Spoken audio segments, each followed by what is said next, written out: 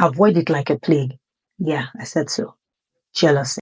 It's just normal that when people do good, when they do well, it's normal to be appreciated and celebrated. In fact, the most difficult part of it for us as choristers, right, is when the authority of your church, like your pastor, is the one doing the celebrating. It can be very interesting. But trust me when I tell you, you don't want to be in a space where jealousy is controlling your life. Whenever you see that anyone is being appreciated for doing well, what you should do is not to be envious at that moment. What you should do is to join hands with others and celebrate that person. Clap for that person very well. Apart from the fact that it's a seed that you're sowing, because when your own time comes, people also will celebrate you. It's also a time for you to understand that there's a reason why they are being celebrated. If you have done so well, you will also be celebrated. So rather than being angry, jealous, or envious of the one that is being celebrated, what you should do is to invest that energy that you should have used for that into yourself. Work on yourself consistently until you get to that point where you're also delivering excellently well. Then you will also be celebrated. Now, in 1 Samuel chapter 18, verse 6 to 15, you'll notice that that's the major problem of Saul. Yes, you are the king, but you did not kill Goliath. If you had killed Goliath, everybody would naturally celebrate you.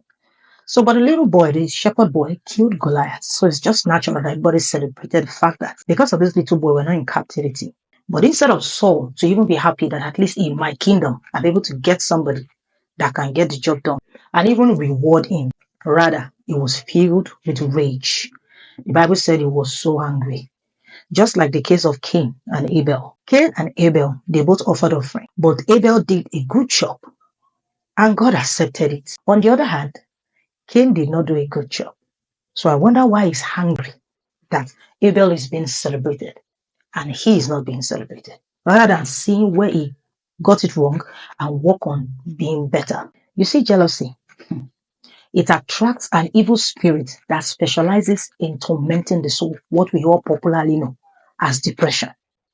Of course, what do you think will happen? You're hungry because somebody is celebrated and you are not the one being celebrated. Of course, you become unhappy. Of course, you have bitterness towards that person for no meaningful reason. Of course, you'll be depressed because you'll be overwhelmed about the fact that you're not the one that is being celebrated. You'll just find out that you graduate from the position of depression to the position of hatred towards that particular person, and then to the position of even trying to murder that person, either literally or as regards their destiny. So if you don't want to find yourself in that place and even eventually lose God's purpose for your life, it is advisable that you build yourself in a way that you have an understanding that when it's somebody's time, celebrate with them because your own time will come. And then before your own time comes, you need to work on yourself so you get to that point where your time will come. You know I love you, right? See you soon. The Choir Doctor.